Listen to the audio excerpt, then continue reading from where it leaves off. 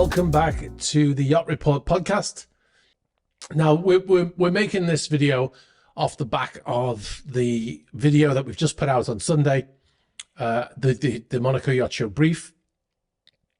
If you haven't seen that video, I'll post links where possible in the description below. If you're on YouTube and in Spotify, I'm sure there's a way for me to post links. I'm not 100% right now, but I'll post links wherever possible.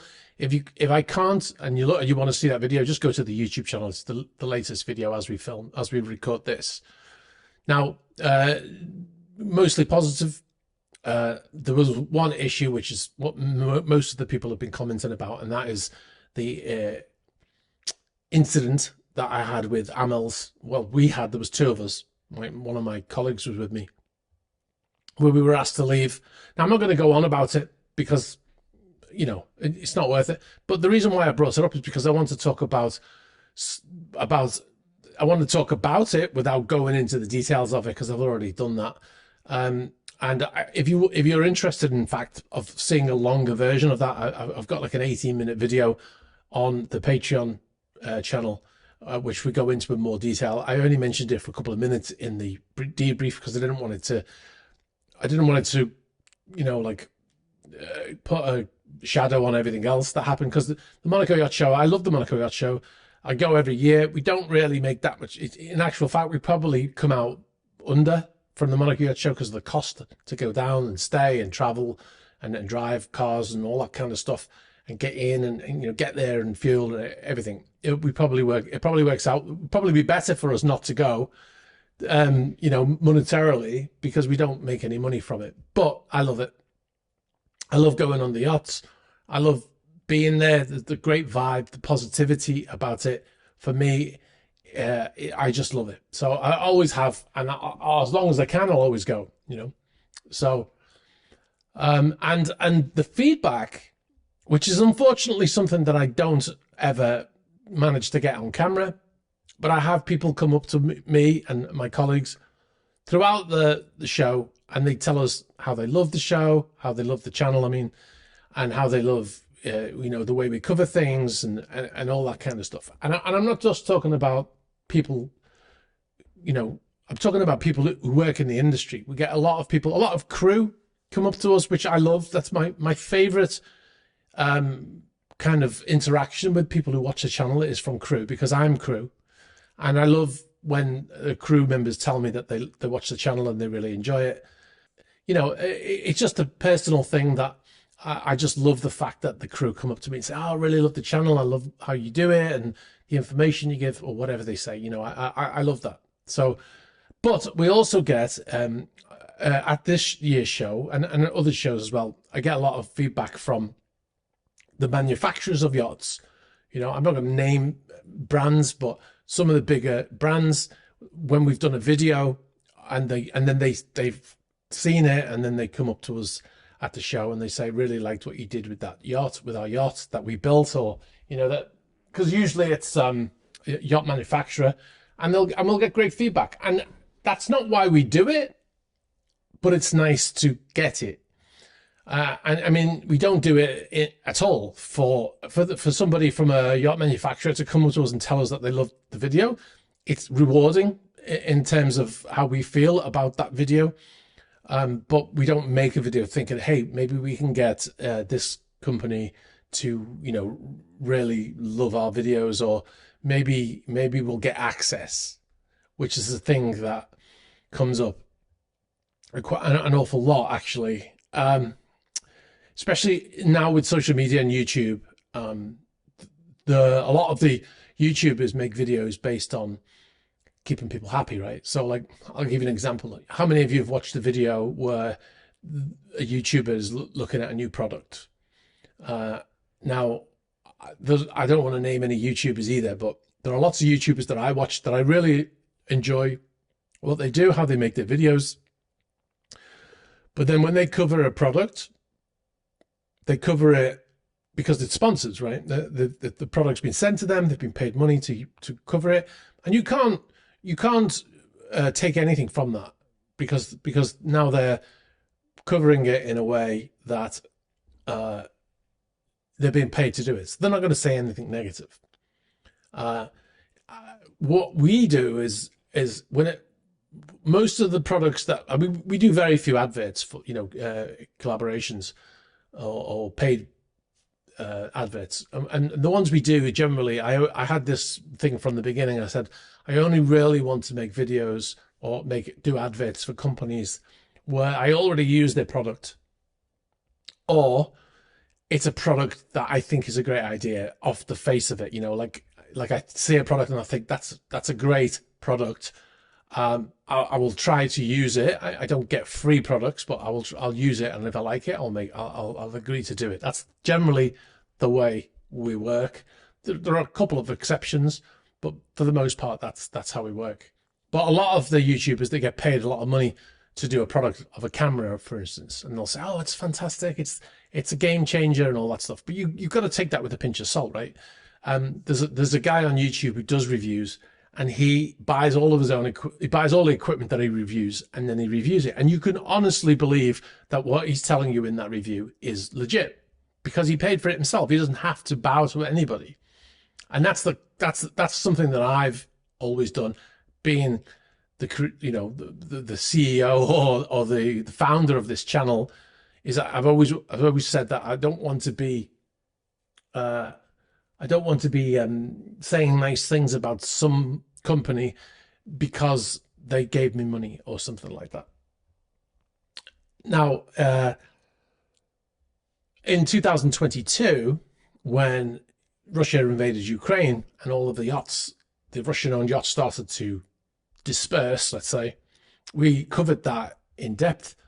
We had a lot of media coverage at the time as well, you know, and we because I was right in the middle of, you know, the industry, and I know how things work, and I know, you know, everybody knows somebody on some yacht, right? If you're working on a yacht, somebody knows somebody who knows somebody on that yacht, right?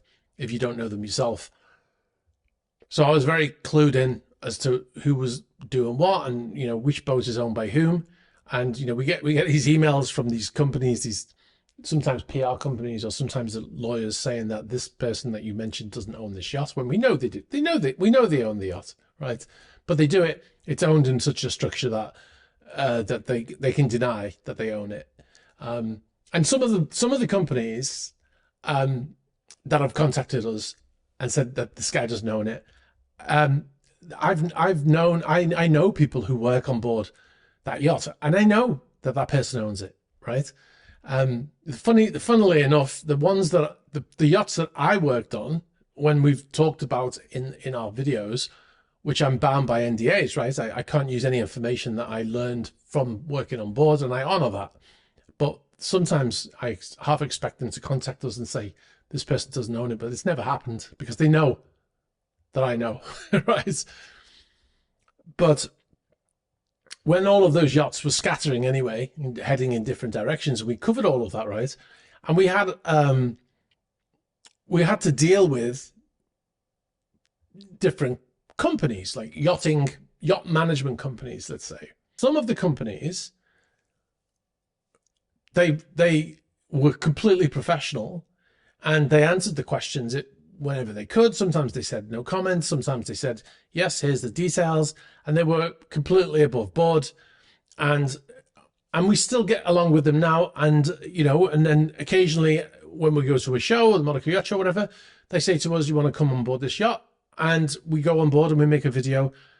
But it's not a reward. It's just that in that period where we were questioning and asking them, and we still do that sometimes, and they are completely professional. And then there are other companies who were completely unprofessional, and you know, they had vendettas, and they wanted to get revenge because we were talking about these yachts that were moving in different directions, right? Even though our videos were completely unbiased, and you know, we would talk about, you know, this yacht is going here. We believe it's owned by this person. You know, he's been sanctioned. We weren't saying anything negative about the person. We weren't saying anything positive about the person. We were just saying the facts. This yacht is owned by this person. That yacht is now leaving and heading in this direction. And this person's been sanctioned by this country, you know, etc. why they've been sanctioned. Here's a list of the companies they own. Here's how those companies are working in Ukraine, in areas that are still regarded to be Ukraine, and the Russians, or whatever it is, right? It's all factual information, right? Now you can do it with that what you want. You would get a lot of comments saying, "So what?" You know, and that's their opinion, right? They can say, "So what? I don't care," or they can make their own opinions. But we're just, you know, I give you the. It's like going to a car dealership and the guy, and then you tell me I want a car. I've got 4 kids. I need to get them all in. I want to have space, and then I go, well, best things, you can have this car, or this car, and then you pick, right? I give you all the information and you make a decision based on that information. Well, that's what we try to do with the channel. We try to tell you all of the stats, the details of a story, and then you can decide on your own, you know, what happened. But because there's a lot of money involved and a lot of ego, often case, the money makes people do things. So, for instance, when we were doing the Russian stuff, one company, we believe it was this company, and it was also reported by Le Monde, the newspaper in France, that this one company had tried to dox me personally, put photographs of my house online, tried to make up stories about me taking bribes, the whole shebang, right? It was actually tied into this story about an Israeli company that was doing this kind of stuff. And there was also tied in, if you live in France, there was a story about a French journalist, news anchor, who was on during the night, and he was posting stories. Nobody was checking the stories that he was doing. It was a big scandal in France. And this guy, I think he was from Morocco originally, and he was basically allegedly taking money to post false stories. And I even managed to make it onto one of his shows at one point. So, and they were outed by Le Monde newspaper. There's a story from Le Monde from a couple of years ago, and they named the company. And I can't say 100% it was that company, but I believe that it was that company that was doing it. Based on a lot of information that we got at the time, and even lawyers' letters that they sent us at the time as well. So there's a lot of stuff. Anyway, but the point being is that the way those companies behaved is a sign of the character of the people that work there, right? There's a saying that you can judge a person's character by how they treat people who they don't need to treat well, right? So, you know, if I'm working for a yacht company and I'm building yachts, and a guy comes in who I know to be a very wealthy man who's potentially looking at having a yacht built for himself, that I'm going to treat him in a certain way, right? And then you have a YouTuber comes in who is not important to you really, because well, that's what they think, and because I'm not buying a yacht, but I may be able to. This is where the word comes from, which I really don't like. But the word influencer is that you can be influenced by what somebody says into how you're going to behave, right? So, or where you're going to spend your money, and you know, that's the thing that they believe they don't need to treat those people well. So they think, well, I'll just do whatever I want. But that's again where it comes from, that you can learn somebody's character by how they treat somebody. It's like if you go on a first date with somebody and then that person treats that waiter really poorly, then you can see that that's a character coming out, right? And you, the way you should look at that is it's only a matter of time before that's turned on me, right? So because if they're treating that person badly, it's because they know they don't need to treat them well, right? So there you go. So treating someone who you don't need to worry about how you treat them is a sign of your character, right? If you treat that person well, you don't have to, but you treat them well, then that's a sign of your character. Now, there's an interesting post on LinkedIn, and it's an article written based on the video that we posted on Sunday. I'm not going to read the whole thing. It's quite long. I'll put a link below so you can read it. I'll read a little bit of it.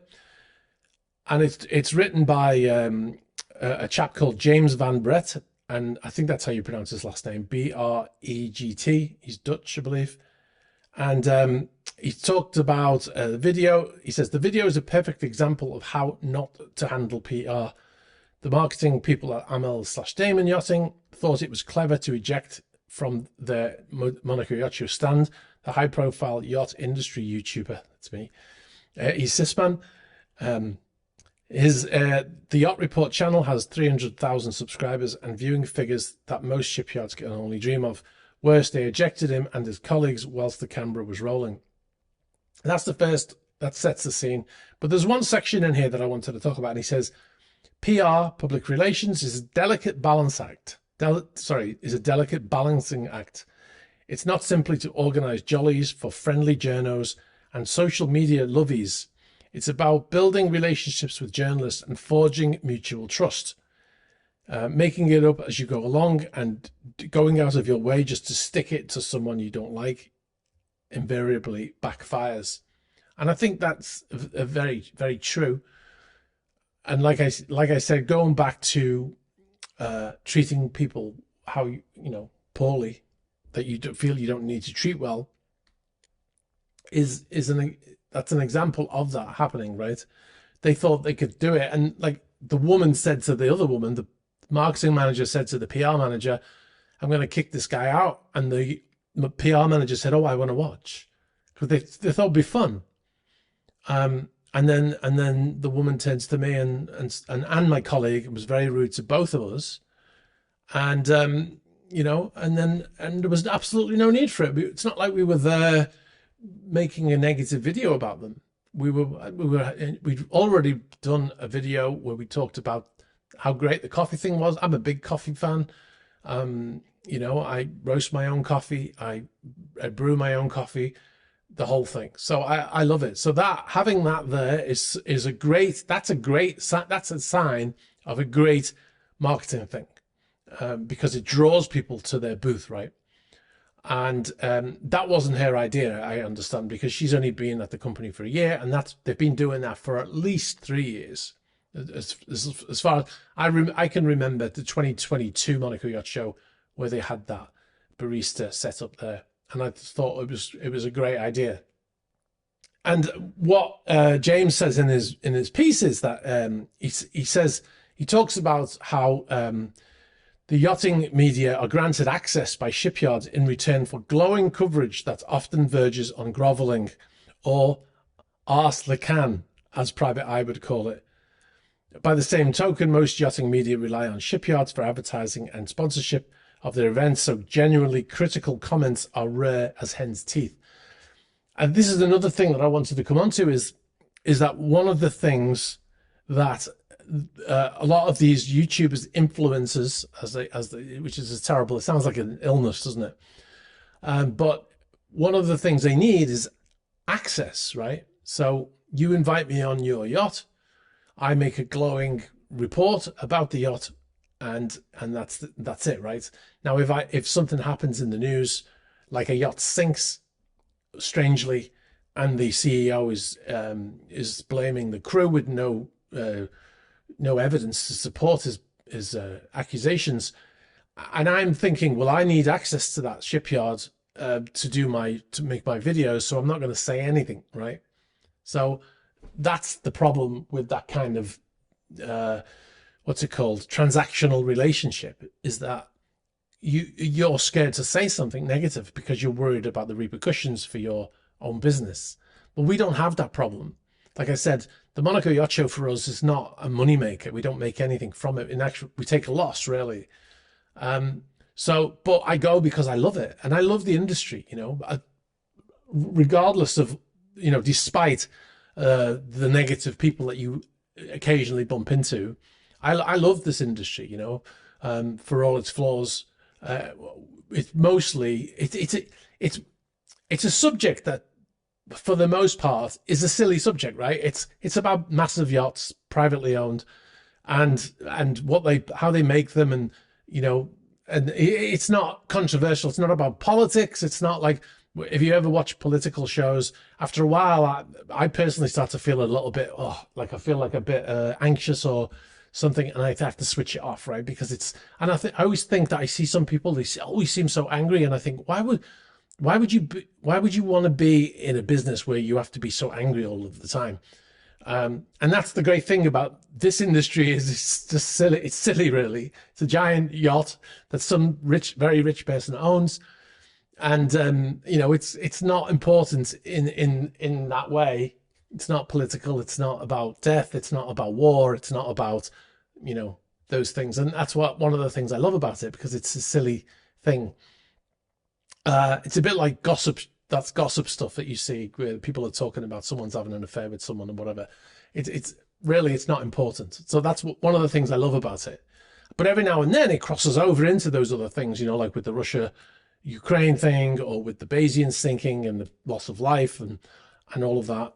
And they do cross over into those areas. But and then it gets real for us for that time.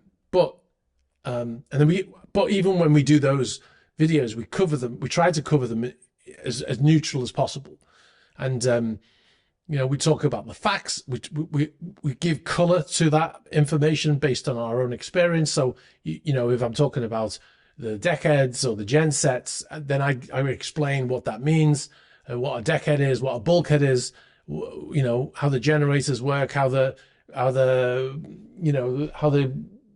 batteries will operate, so the vessel doesn't have to run generators, all of that, etc., etc. So I give color to it, and that's the thing I love about it. So when you have this negative thing that comes in, and like I said, it's not because of that company, because in the past at the Monaco Yacht Show, I've had people from Amels come up to me and say very positive things, and even invited me to the shipyard one time, which I never took them up on. But so it's not, it's one person, it's not a company. It's very easy to look at a company, like, for instance, let's say you go to McDonald's. Comes back to another thing I was saying to Jared Watney, who kind of inserted himself in this thing because maybe he thought he could resolve it or something.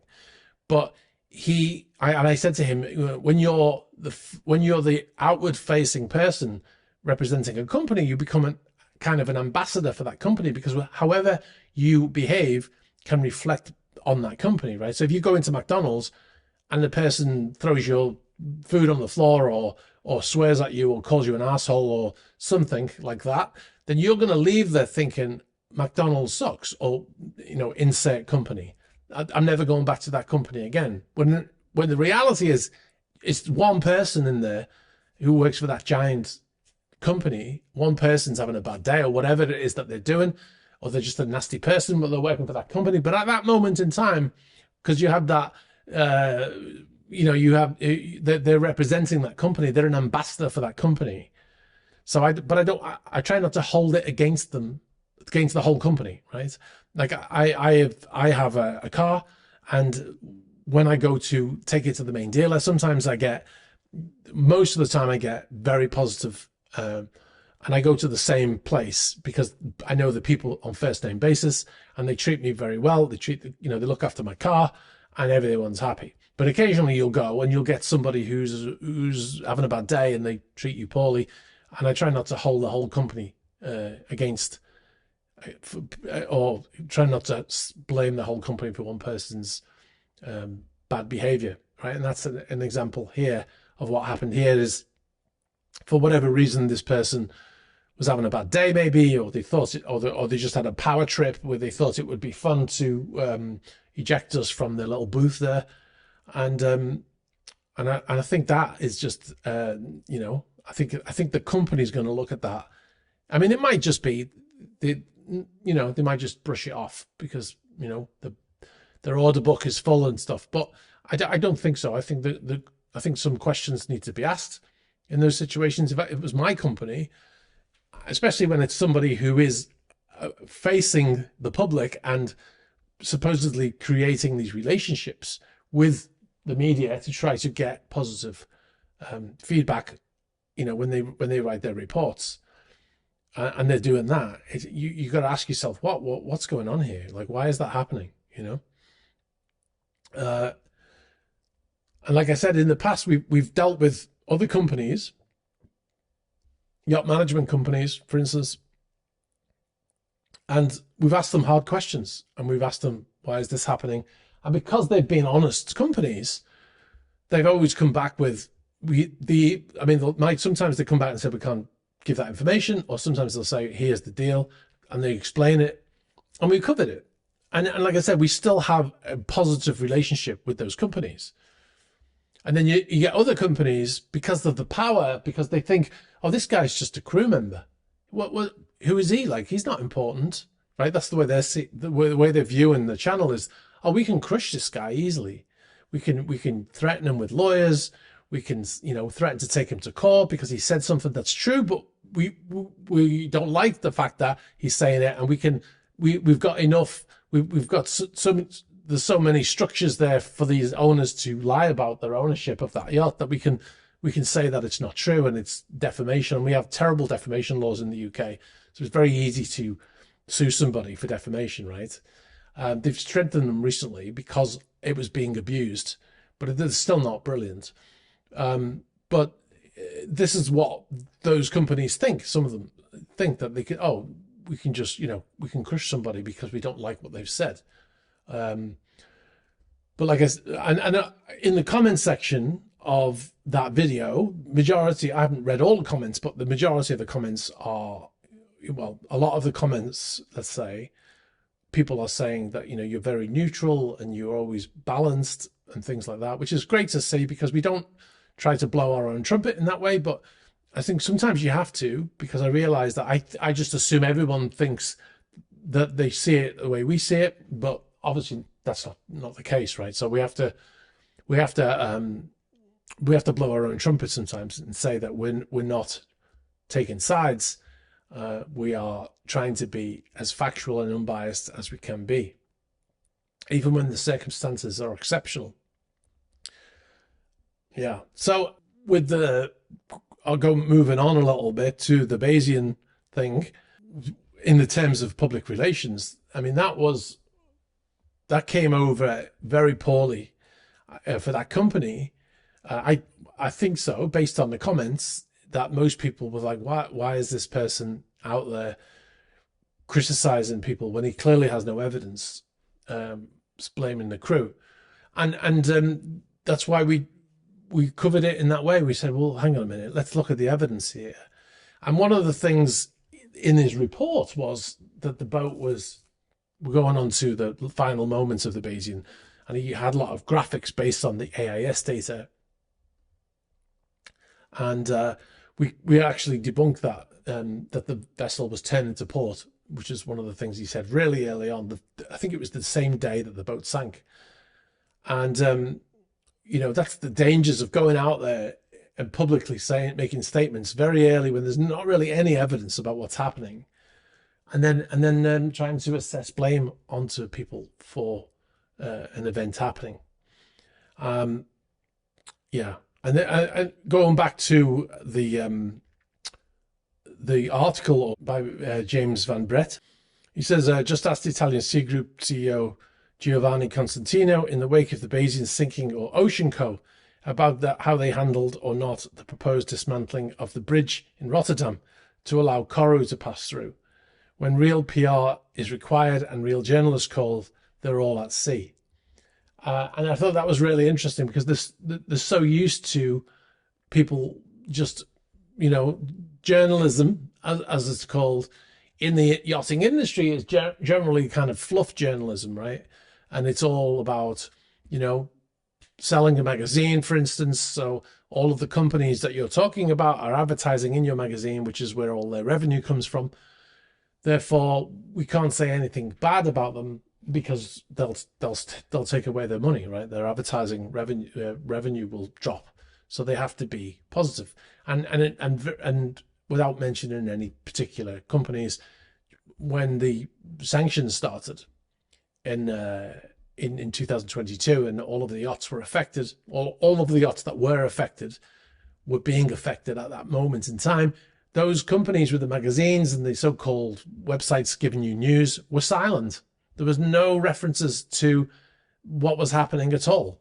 And, you know, that's why everybody came to us, really, I think, because they didn't know, you know, if you looked at those websites, everything was rosy. There was no sanctions. There was, you know, it wasn't happening.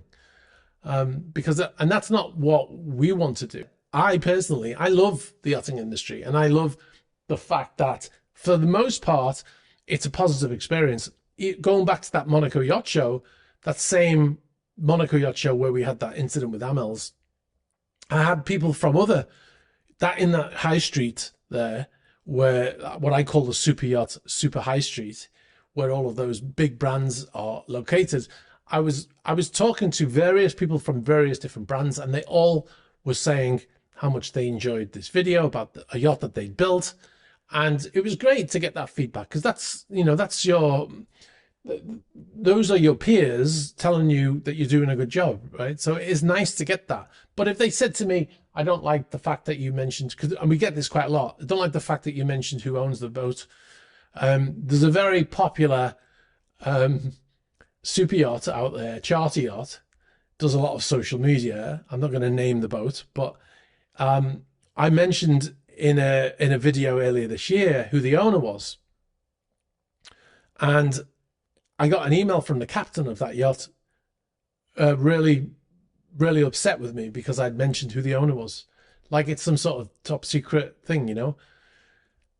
And I said, I'm sorry you feel that way, but it's not a secret. And it's not, you know, it's not something that we need to keep quiet. It's very easy to look up. But yeah, and obviously they will, you know, if we needed access to that boat to make videos, then we'd have to think, oh, do we really want to say these things, you know? But we don't do that. So that was an interesting one. But yeah, you know, we bought a super yacht with the name of one of their videos. It's not true. So, I mean, it's fun, you know? I don't think anyone ever believed that the crew of the super yacht bought a super yacht to run as their own charter yacht, right? You know, a yacht that probably cost $100 million. I mean, the crew are well paid in the super yacht industry, but they're not that well paid. So I don't think anyone was believing for a second that they bought the super yacht. Another example of that, of something that somebody said about, is another YouTuber who I won't mention, who's in the same industry, said to me once, a long time ago, he said to me, I'm kind of envious of what you do, because you can say whatever you want and you don't have to worry about clients and stuff like that. And like I said, we don't say whatever we want. We qualify it, right? We stick to the facts, and we give information that is true whenever we know it to be true. And if we find out that something we said was wrong, then we follow up in a future video when we make a correction, which is what all the news media used to do. You remember back in the day? If you're old enough, you'll remember that back in the day, not that long ago, maybe 20 years ago, 25 years ago, if an article was on the news and then it transpired that that was not true, or there was a mistake, the next, as soon as they knew that, they would put a correction in there. No, but now they'll do a big thing, new breaking news, right? And then they give you all that. And then if they do make a correction, it's on page 9 in the small corner, you know. And it reminds me of what's that phrase? That lies sprint out of the gate, and the truth comes limping behind, or something like that. It was, I think it's an American that said it like 200 years ago, but it's very true, isn't it? Right? One of the things that people say is a lot of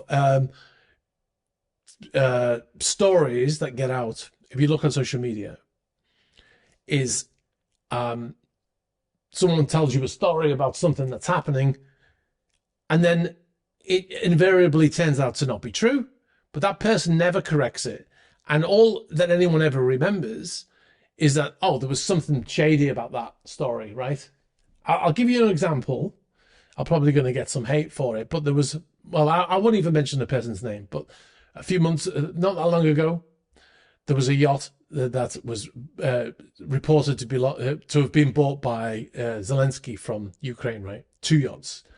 And what a politician in the US posted on her Instagram feed or Twitter feed or whatever it's called, that this was the case, right? And she never made a correction. And it was not true, right? And we debunked the story on this channel, and we followed up, and we even went on board and did a yacht tour very recently. Just a few months ago, we did a yacht tour of that very yacht. But the correction was never made, right? And what a lot of people, all they will remember is that this person said a story about this, and they don't know if it's true or not, because they don't really want to pay that much attention to it. But they just remember that that boat might be dodgy, and the person who owns it might not be the one who's supposed to own it, etc. But nobody ever follows up, right? You remember? Do you remember when the ship crashed in the Suez Canal a few years ago? It was called the Evergreen, and we had these people in the comments of the videos. You can go back and look; they're still there, saying that it was child. What was it? Child. They were transporting children on this giant ship, and it was Hillary Clinton doing it. And the reason why we know it's Hillary Clinton is because she put her code name on the side of the ship. It's a 300-meter ship, and the name was basically 250 meters along on the side. So that, you know, so Hillary Clinton is apparently child trafficking on a giant ship, and it crashed in the Suez Canal, and all those children are on board apparently. And we know this to be true because she's put a code name, a secret code name on the side, and 250 meters. That's 2.5 football fields long. This is what they said. So and then all they would say is, well, you'll find out soon enough. You know, you'll find out soon enough that this is true. And then it just fades off. That story just faded away when the ship got moved, and you know, no children were found on board. The containers with food and whatever was on board eventually made it to the destination. But all people remember is that, what was the story about that Evergreen ship? The ship wasn't even called Evergreen, it was called Ever Given, but the company was called Evergreen, and that was written on the side of the ship. So yeah, the truth comes limping behind, right? And everybody's already moved on by the time the truth gets there. That's what the phrase is talking about, and it's never been so true. So it's never been more true than now, right? So yeah. So anyway, I think we got 40 minutes in. I think I'm going to wrap up here. I'll post a link to this this article here, so you can go and read it. It's a very interesting article, and yeah, and let me know what you think. Like I said, I don't have any hate towards any of the companies. I think what all the companies do in the way they build these things is fascinating. You know, they're cutting edge. One of the things that some people say, I have a sports car, right, made by a prestige brand, and people will say, well, you don't need that. But what they don't realize is a lot of the technology that they have in their car, their normal Fiat 500 or whatever, a lot of the technology comes from those prestige cars, right? If you want to look at the charter of progress in modern cars, you can go back to various models. Very often Mercedes were the ones who were bringing out all of this technology, things like daylight running lights and anti-collision stuff, and you know, all that kind of stuff. It all starts off in the super expensive cars, and it trickles its way down eventually to the normal cars that people drive every day to work, and they benefit from those people who spend £300,000 on a car, or $300,000 on a Ferrari or something, that those people would never own. But the technology in that car eventually finds its way down. That's why you have Formula One and you have all of these sports car racing, because the technology in the Formula One car, the DRS and stuff, eventually will find its way into road cars. And that's why a lot of these companies are in Formula One, to develop their brands. So anyway, kind of been all over the place today, because of the way things are and things that keep popping into my head as I'm talking. So I apologize for that. If it's something that you'd like to follow, I'm doing the weave, as Donald Trump would say. I've been doing the weave today. It's been quite broad, but I hope you've found this interesting. Yeah, let me know. Let me know in the comments. You can send comments. Well, you can post comments on the YouTube channel, on the Yacht Report YouTube channel, Yacht Report podcast YouTube channel, should I say? It's going to get complicated. Also, I don't think you can post comments on Spotify. I'm not sure. But anyway, yeah, go to the Yacht Report podcast YouTube channel if you want to leave a comment. We read most of the comments. I mean, I don't read them all personally, but I read most of them, and my colleagues read a lot of them as well, moderators and stuff. So we do. It does eventually get back to us if you say something, you know, that is super relevant. And sometimes when I want to do a video about a certain content, I will go back and read the comments, and then I will use that to add to the content of that video. So yeah, anyway, let me know what you think. It's been interesting. I really need to do more podcasts. I haven't done any for a while, and I feel bad, so forgive me. But yeah, I decided to do this today because it gives me a bit more gives me more room to be able to do the weave, if you like, because you know, very often when you make a video, you even if I do it when I film, I have to edit it out because the video is too long at the end. And I'm like, oh God, it's 32 minutes and I need it to be like 20 minutes or 18 minutes or something. So I end up cutting most of it out. But yeah, anyway, I'll wrap up there, guys. Thanks for listening or watching. Let me know what you think. And yeah, we'll do another one sooner. I don't know when we're going to do the next one, but we'll do it sooner than between this one and the last one. All right, guys. Thanks for listening. Bye-bye.